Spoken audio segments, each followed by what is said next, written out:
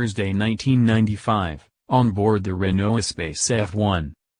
Despite a dubious start when it was launched in 1985, the Renault Espace went on to win over the British public and kick off the MPV trend, much in the same way the Nissan Qashqai did 20 years later for SUVs.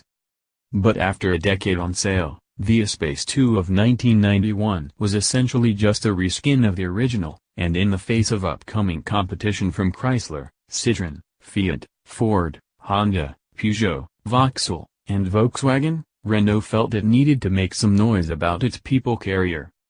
And what better way to do it than by teaming up with the Williams Formula One team, which was then at the peak of its powers, having dominated the 1991, 1992 and 1993 F1 World Championships with the Renault V10 powering its cars. Thus the one-off Espace F1 was created. Built by Renault's production partner Matra, it was an extreme machine. It was built on a carbon fiber chassis, the aft section of which was sourced directly from the Alain Prost-piloted 1993 Williams FW14, suspension and all. The body was a carbon fiber reinforced version of the standard Espace's bodywork with appropriate bulges, vents and spoilers affixed. Power came from the FW14's naturally aspirated 3.5-liter, 40-valve V10, producing around 800 bhp and 520 pounds-foot and capable of revving beyond 13,000 revolutions per minute. This was mounted in the middle of the car, where the kids usually go. It sent drive to the rear wheels through a 6-speed, semi-automatic sequential gearbox. Floor it from a standstill and you'd hit 62 miles per hour in 2.8 seconds, 120 miles per hour in 6.9 seconds. And top out at 194 miles per hour. Stopping power came from huge carbon fiber disc brakes, which Renault claimed could bring the Espace F1 to a stop with just 10% more road than a regular F1 car. However, this ridiculous creation generated up to 2 grams of lateral G-force, yet still had a high center of gravity and a 1,300 kilograms curb weight to contend with, meaning that it cornered sometimes with 3. Sometimes with 2 wheels on the ground. A limited slip differential and traction control system were small consolation. On June 28, 1995, Autocar's Gavin Conway took a ride in the world's silliest Espace with the former F1 driver who helped to develop it, Eric Bernard. "It's time," Conway began.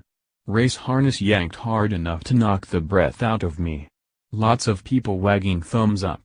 Seating position feels as high as the road cars, dashboard is hysterically funny, road car accurate right down to the little carbon fiber glove box.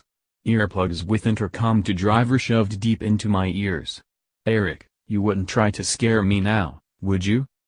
No, replied Bernard. "I'm a nice man, me. Hey. Conway continued, starter motor shriek, interior explodes. High-frequency vibration through the seat. Eric barks at me through the sound haze. I nod furiously, not understanding a word, enjoying his charming French accent. Into first, clutch comes out for the last time until we stop. We are on fresh tires, Eric has explained, and will need to take it easy for the first lap. Hey. Easy. Slammed in the back by a moving freight train, fixed rig or face mask, sucked back. Harness going to slice me into 4 sections, noise diggering about the cabin. Heart rate drops to a manageable 140 bpm. The staggering acceleration, deceleration combo begins to make sense. The sound is glorious, like a Hollywood version of the real thing, cathedral amplified in the carbon fiber tub, the fury of it matched perfectly with the belly-sucking thrust. Eric's little thumbs flick away at the steering wheel buttons, blamming up and down the box, sawing at the wheel like a rally hero, emphasizing just how hard this crazy limo is to contain. Down the pit straight, a final blam puts us into top, where we stay forever, where 180 miles per hour approaches, where imagination fails. Over. Engine shuts down, no flywheel moan, just instant silence, broken by the usual grateful oh my god babble. But Eric is already being briefed for his next passenger, already on his way from the private jet park outside the track. Big noise is coming.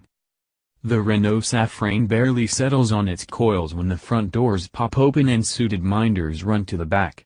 A wheelchair appears and Frank Williams is gently lifted into place.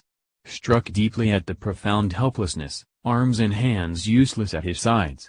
It's difficult to know how to feel, instinctive but no sorrow here, thanks very much. Frank Williams, hero constructor, racemaker. Come for a ride. The Espace F1 warms up its tires, wailing past the pits. Then Frank is in, belts tightened, helmet politely declined. Not too fast, somebody says to Eric. As if this will be Frank's first time in a car powered by one of his very own race V10s, the first time he will feel a little of the fury that the Williams team has created. Good as his word, Eric pussyfoots around the first lap. Second lap, seems like someone's had a word. Eric ups the pace, makes the Espace F1 sing a little song for Frank. Blamming down to first, back into the pits, Frank is medius warmed, fielding How Does It Feel in 4 different languages. He rocks back into his seat, mimicking positive G-force. He never does stop smiling, mostly PR but some of it heartfelt, some of it plainly the result of Eric's gentle efforts in the F1 Espace. Yeah. It wasn't such a silly idea after all. Such fun. I remember seeing that beast at the British GP, we reckoned at the time that it would have qualified okay for the GP. More manufacturers should do this sort of thing.